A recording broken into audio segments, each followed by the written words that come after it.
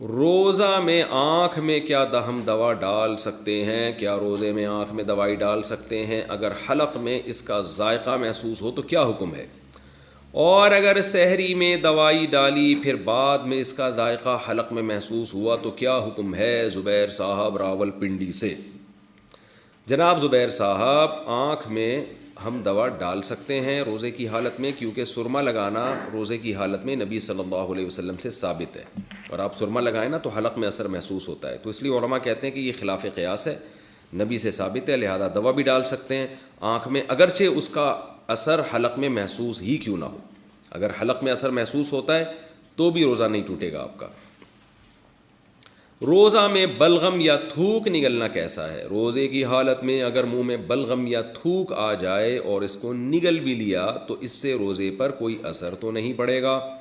محمد اخنزادہ کراچی سے۔ نہیں جناب، اس سے کوئی اثر نہیں پڑتا، تھوک بلغم جتنا کھاتے رہیں، اپنا کھائیں، تو اس سے کوئی اثر نہیں پڑتا۔ روزے کے دوران ناف میں تیل ڈالنا، روزے میں ناف میں تیل لگا سکتے ہیں؟ محمد زید انڈیا سے۔ جی ہاں، روزے کے دوران آپ ناف میں تیل ڈال سکتے ہیں۔ زکوٰۃ کے مصارف کون سے ہیں؟ زکوٰۃ کے حقیقی مصارف کیا ہیں؟ محمد رحیم الدین۔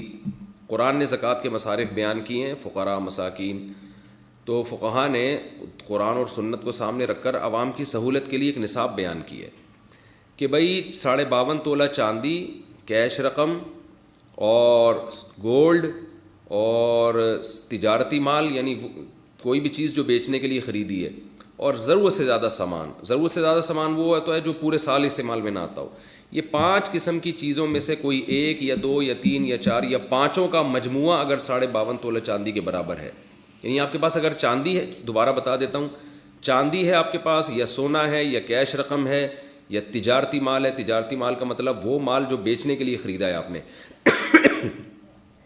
یا ضرورت سے زیادہ سامان، یعنی وہ سامان جو پورے سال استعمال ہی نہیں ہوتا، تو ایسی کوئی چیز یا 4 یا 5 چیزوں کا مجموعہ اگر آپ کے پاس 52.5 تولہ چاندی کے برابر ہے، جو پاکستان میں تقریباً 50,000 اس کی مالیت میرا خیال ہے بنتی ہے آج کل، یا اس سے کمی بیشی ہوگی کچھ، تو کسی کے پاس اتنی مالیت کا سامان ہو اور قرضہ بھی نہ ہو اس کے اوپر، تو ایسے شخص کو آپ زکوٰۃ نہیں دے سکتے، خوب سمجھ لیں اچھی طریقے سے۔ تو اس لیے یعنی اب ظاہر ہے کسی کی پوری تحقیق آپ کیسے کریں گے، تو جب بھی کسی کو زکوٰۃ دینی ہو نا، لم سم 2-4 چیزوں کا اندازہ لگا لیا کریں، کہ اس سے پوچھ لیا کریں بھائی تمہارے پاس گولڈ تو نہیں ہے؟ اگر اس کے پاس گولڈ ہے تو زکوٰۃ نہیں دے سکتے، کیونکہ عام طور پر اتنا گولڈ ہوتا ہے جو 52.5 تولے چاندی کے برابر پہنچ چکا ہوتا ہے عام طور پہ۔ تو دوسرا اس سے پوچھ لیں چاندی تو نہیں ہے، کتنی چاندی ہے ایک اندازہ لگا لیں۔ سونا چاندی جس کے پاس ہو تو وہ 52.5 تولہ ہی ہو، یعنی 50-60 ہزار کے بقدر ہوتی ہے۔ کیش اماؤنٹ پوچھ لیں، یار تمہارے اکاؤنٹ میں 40-50-60 ہزار تو نہیں پڑے ہوئے کہیں، اور تمہارا کوئی بزنس تو نہیں ہے، دکان تو نہیں ہے بیچنے کے لیے تم نے سامان خریدا ہو، یا تمہارے پاس کوئی ایسی پراپرٹی تو نہیں ہے جو استعمال ہی میں نہ ہو۔